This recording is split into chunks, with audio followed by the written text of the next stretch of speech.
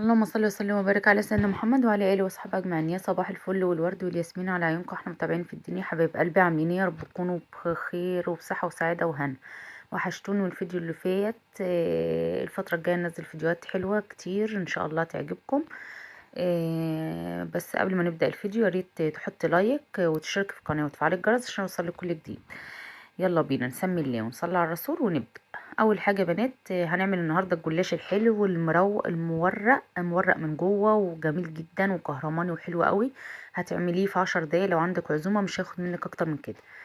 اول حاجة بنعملها الشربات. طبعا بنعمل الشربات الاول قبل الحلويات، ويا ريت قبلها بيوم. يعني مش حابة قبلها بيوم يبقى بتعمليها قبلها قبل ما تحطي الحلويات في الفرن. تمام. هنا بنعمل الشربات بتاعنا. حطيت كوبايتين ميه على كوبايتين سكر سوري على كوبايه ونص ميه. تمام. وكيس فانيليا، وطبعا نص ليمونه. بنحطهم على النار كلهم، بنقلبهم تقليبه خفيفه كده في الاول، وبعدين نحطهم على النار. ما تقلبيهاش خالص عشان ما يسكرش معاكي الشربات. اول 5 دقايق بتعلي النار، وبعدين ال5 دقايق التانيين بتهدي النار عليه، بياخد السوى التمام بتاعه. تمام، من 10 دقايق لربع ساعه.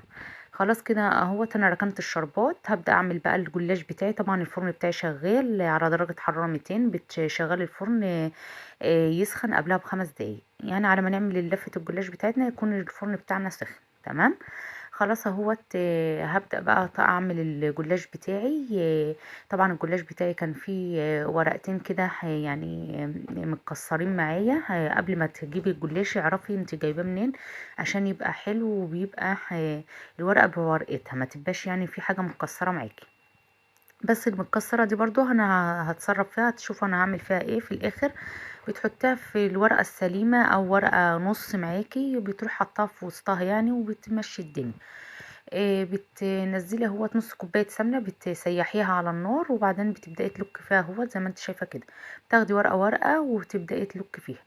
بتلك الورقه كلها فيها. طبعا المكسرات بتاعتي يا اما تحطها كده او تحطي عليها الحشوه بتاعتك، يا اما تحطيها كده او تحطي عليها معلقتين شربات عشان تتمسك شويه.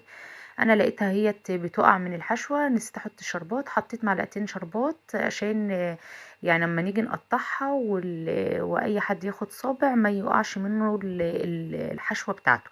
حابه تحشيها اي حاجه بقى اللي انت عايزاه. حابه تحشيها كنافه بمكسرات ماشي، حابه تحشيها مكسرات بس ماشي، اللي انت عايزاه اعمليه. انا حبيت اعملها هوت مكسرات بس، ما حطيتش حشوه كامله، لان ولادي ما بيحبوش المكسرات جامده فيها عشان تتاكل، يعني ما يرموش المكسرات خساره. خلاص اهوت يا بنات انا عملت اول لفه. هي طبعا بتدهين الصينيه بتاعتك كلها سمنه او سمنه على زبده، وبعدين تحطي فيها صابع صابع. طبعا بتجيبي الجلاش على قدها، يعني شوفي الجلاش بتاعك هياخد قد ايه، مقاس صينيه قد ايه. دي اكبر صينيه عندي في المستطيل، الصواني المستطيل ده اكبر الصواني عندي. تمام. ودي لف الجلاش نص كيلو. انا حطيت اهو معلقتين شربات من بتاع الجلاش اللي انا عاملاه عشان يعني الحشوه تتماسك شويه. وبتبداي تلف اهوت الجلاش بتاعك، شايفين عامل ازاي؟ زي العسل معاك اهو. والصينيه بتاعتي اهو على مقاسه بالظبط اهو زي ما انتم شايفين اهو. بترصيه كده بقى صابع صابع. طبعا هتخلصيه في 10 دقايق، مش هياخد منك 10 دقايق كمان. مفيش اسهل من كده يا بنات. قومي يلا اعملي ووري شطارتك لولادك وجوزك وحماتك، وخليك تيجي شاطره في كل حاجه. اهو يا بنات خلاص اهوت انا عملت اهوت. طبعا انا بعمل لكم واحد كمان عشان تشوفوه. بحط الحشوه بتاعتي وبلف، بطنيه نص كده وبعدين الف، وتقفلي طبعا بالسمنه في الاخر اهو زي ما انتم شايفين كده اهو. خلاص كده يا بنات اهوت انا هكمل الكميه كلها معايا بقى وبعدين اوريهولكم. خلاص اهو جهز معايا الجلاش بتاعي. انا عملت كله اهوت بنفس الطريقه اللي انا وريتها لكم اهوت. ببدا بقى لك اهوت بالسمنه في الاخر كده بالفرشه بتاعتك، وتعملي تمشي عليها كده اهو زي ما انتم شايفين. طبعا الفرن بتاعي سخن بقى في الوقت ده. هبدا اقطعه بقى عشان ادخله الفرن اهو. لازم تقطعيه قبل ما تدخليه الفرن. انت حطيتي اهو كمية سمنة حلوة يعني كده على وشه اهوت عشان يحمر ويدي اللون الكهرماني الجميل. تبداي تقطعيه بقى اهوت 4. ده نص كيلو لف الجلاش، نص كيلو اهوت. شوفي عملت كام صابع. تحفة يا بنات اهو.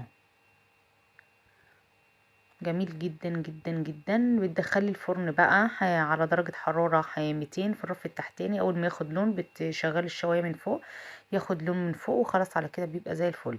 الشربات بتاعي قعد معايا 10 دقايق اهوت، بقى متماسك شوية وزي العسل.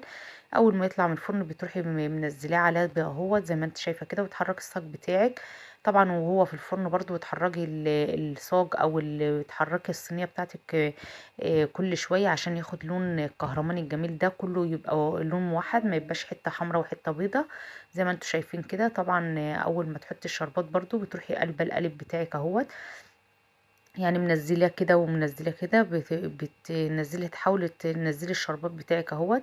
طبعا الشربات اهوت الجلاش بتاعي اتشرب الشربات كله اهو زي ما انتوا شايفين. انا كنت بوريهولكوا اهوت بعد ما برد شويه اهو زي العسل معايا، تحفة يا بنات. قومي اعمليه بقى وجربيه، هتعملي كذا صابع منه، تحفة تحفة. بنص لف الجلاش بس هتعملي كذا صابع اهو. انا هبدأ احطه بقى في طبق التقديم اهوت عشان اوريهولكم زي العسل معايا، تحفة تحفة تحفة. طبعا كل ما تبقى الحشوة حاجة كتير بيبقى الصابع منفوش معاكي وبيبقى جميل اهو.